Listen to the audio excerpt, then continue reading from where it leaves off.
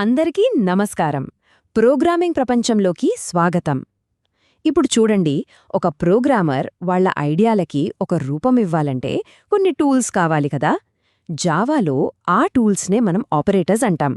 ఇవి మన కోడ్లో అసలు పనిచేసే చిన్న చిన్న సింబల్స్ అన్నమాట. సరే, మరి ఈ ముఖ్యమైన టూల్స్ గురించి ఒక్కొక్కటిగా తెలుసుకుందామా? సో ఈరోజు మనం ఏం చూడబోతున్నామంటే, ఫస్ట్ అసలు ఈ ఆపరేటర్స్ ఏంటి, వాటి కథేంటి అని చూద్దాం. ఆ తర్వాత లెక్కలు చేయడానికి వాడే టూల్స్, అలాగే పోల్చి చూడటానికి ఉపయోగపడే టూల్స్, ఇలా ఒక్కొక్కటిగా చూసుకుంటూ వెళ్దాం. కొన్ని స్పెషల్ టూల్స్ కూడా ఉన్నాయండోయ్. ఇక చివర్లో మనం నేర్చుకున్నదంతా ఒకసారి రివైజ్ చేసుకుందాం. సరే, ఇంక మొదలు పెడదాం. అన్నిటికన్నా ముందు బేసిక్ కాన్సెప్ట్తో స్టార్ట్ చేద్దాం. అసలు జావా ఆపరేటర్స్ అంటే ఏంటి? చాలా సింపుల్గా చెప్పాలంటే, ఇవి లేకపోతే మనమసలు ప్రోగ్రామ్సే రాయలేం. నిజం, మన కోడ్ని నడిపించేది, దానికొక కదలిక ఇచ్చేది ఈ ఆపరేటర్సే. టెక్నికల్గా చెప్పాలంటే, ఆపరేటర్ అనేది ఒక స్పెషల్ సింబల్. ఇదేం చేస్తుందంటే, వేరియబుల్స్ అంటే డేటాని దాచుకునే బాక్సులనుకోండి, వాటిపైన ఇంకా డైరెక్ట్ విలువలపైన రకరకాల పనులు చేస్తుంది. ఉదాహరణకి ప్లస్, మైనస్, ఈక్వల్ టు ఇవన్నీ ఆపరేటర్లే అనమాట. సరే, మన టూల్ బాక్స్లో ఉన్న మొదటి సెట్ టూల్స్ గురించి మాట్లాడుకుందాం. ఇవి మనందరికీ బాగా తెలిసినవే. లెక్కలు చేయడానికి, ఆ వచ్చిన రిజల్ట్ని ఎక్కడైనా స్టోర్ చేయడానికి వాడే టూల్స్ ఇవి. వీటిని మనం అరిథమెటిక్ ఆపరేటర్స్ అంటాం. అంటే ప్లస్, మైనస్, ఇంటూ, డివిజన్. చిన్నప్పటినుంచి మనం నేర్చుకున్నవే కదా. జావాలో కూడా సేమ్ టు సేమ్ అలాగే పనిచేస్తాయి. ఫర్ ఎగ్జాంపుల్ 5+3 అంటే 8 వస్తుంది. అయితే ఇక్కడ మాడ్యులస్ అని ఒక స్పెషల్ ఆపరేటర్ ఉంది. పర్సెంటేజ్ సింబల్ పర్సెంటేజ్తో చూపిస్తాం. ఇదేం చేస్తుందంటే, భాగాహారం చేశాక మిగిలిన శేషం అంటే రిమైండర్ ఇస్తుంది. అంటే 10 మాడ్యులస్ 3 అని రాస్తే మనకు 1 వస్తుంది. సింపుల్. సరే, లెక్కైతే చేశాం. కానీ వచ్చిన జవాబుని ఎక్కడో ఒకచోట భద్రంగా పెట్టాలి కదా, లేకపోతే గాలిలో కలిసిపోతుంది. ఆ పని చేయడానికి మనకు అసైన్మెంట్ ఆపరేటర్స్ హెల్ప్ చేస్తాయి. ఇందులో కింగ్ ఎవరంటే ఈక్వల్ టు సింబల్. దీని డ్యూటీ ఏంటంటే, తనకి కుడివైపునున్న విలువను తీసుకెళ్లి ఎడమవైపునున్న వేరియబుల్లో పెట్టడం, అంతే. ఇక ప్లస్ ఈక్వల్ టు లేదా మైనస్ ఈక్వల్ టు లాంటివి షార్ట్ కట్స్ అనమాట.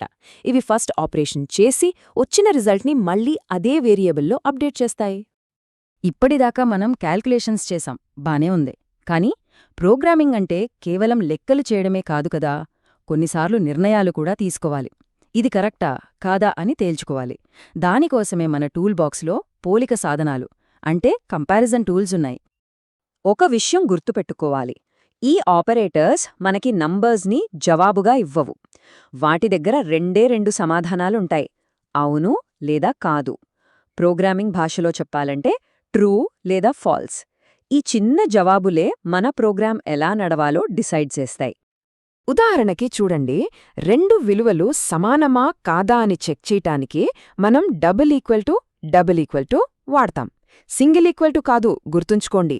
అలాగే అవి సమానం కాదు అని చెప్పాలంటే నాట్ ఈక్వల్ టు వాడతాం. ఇలాంటి కంపారిజన్స్ వల్లే మన ప్రోగ్రామ్స్ స్మార్ట్గా డిసిజన్స్ తీసుకోగలుగుతాయి. ఓకే, ఒక కండిషన్ చెక్ చేయటం బానే ఉంది. కానీ ఒకేసారి 2-3 కండిషన్స్ చెక్ చేయాలంటే ఎలా? అప్పుడే మన హీరోస్ లాజికల్ ఆపరేటర్స్ ఎంట్రీ ఇస్తాయి. ఇవేం చేస్తాయంటే, 2-3 ట్రూ లేదా ఫాల్స్లను తీసుకుని వాటిని కంబైన్ చేసి ఫైనల్గా ఒకే ఒక ట్రూ లేదా ఫాల్స్ జవాబిస్తాయి. అంటే ఇది ఇంకా అది రెండూ నిజమైతేనే పని జరగాలి అన్నట్లుగా అన్నమాట. సరే, ఇప్పటిదాకా మనం రెగ్యులర్గా వాడే టూల్స్ చూశాం. ఇప్పుడు కొన్ని స్పెషలిస్ట్ టూల్స్ గురించి తెలుసుకుందాం. వీటిని మనం రోజూ వాడకపోవచ్చు, కానీ కొన్ని స్పెషల్ సిచ్యువేషన్స్లో ఇవి చాలా పవర్ఫుల్, పనిని చాలా ఈజీగా ఎఫిషియెంట్గా చేస్తాయి. మొదటిది టర్నరీ ఆపరేటర్. ఇది ఒక సూపర్ షార్ట్కట్. మనకి ఇఫ్ ఎల్స్ స్టేట్మెంట్ తెలుసు కదా. అంటే ఒక కండిషన్ నిజమైతే ఇది చెయ్యి, అబద్ధమైతే అది చెయ్యి అని చెప్తాం కదా. ఆ మొత్తం కథని ఇది సింగిల్ లైన్లో రాసేస్తుంది.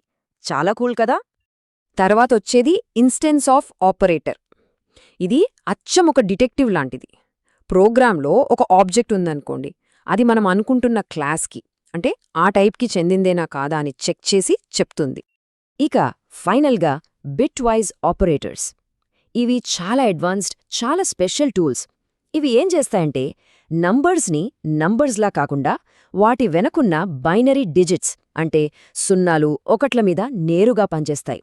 సాధారణంగా పర్ఫార్మెన్స్ చాలా ఇంపార్టెంట్ అయిన లో లెవెల్ ప్రోగ్రామింగ్లో వీటిని వాడతారు.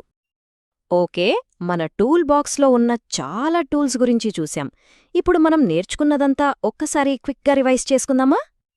ఒకసారి గుర్తు చేసుకుంటే లెక్కలు చేయడానికి అరిథ్మెటిక్ ఆపరేటర్స్, విలువలను వేరియబుల్స్లో స్టోర్ చేయడానికి అసైన్మెంట్ ఆపరేటర్స్, రెండిటి మధ్య పోలిక కోసం రిలేషనల్ ఆపరేటర్స్, ఒకటి కంటే ఎక్కువ కండిషన్స్ని కంబైన్ చేయడానికి లాజికల్ ఆపరేటర్స్, ఇక స్పెషల్ పనుల కోసం టర్నరీ, ఇన్స్టెన్స్ ఆఫ్, ఇంకా బిట్వైజ్ ఆపరేటర్స్. ఇది మన కంప్లీట్ టూల్ కిట్. చూసారుగా, ఈ ఆపరేటర్సే జావా ప్రోగ్రామింగ్కి అసలైన పునాది. ఇప్పుడు మన టూల్ బాక్స్ మన ముందు తెరిచి ఉంది. అందులో కావాల్సిన టూల్స్ అన్నీ ఉన్నాయి. మరి ఈ టూల్స్ని ఉపయోగించి మనం మొదటగా ఏం నిర్మించబోతున్నాం?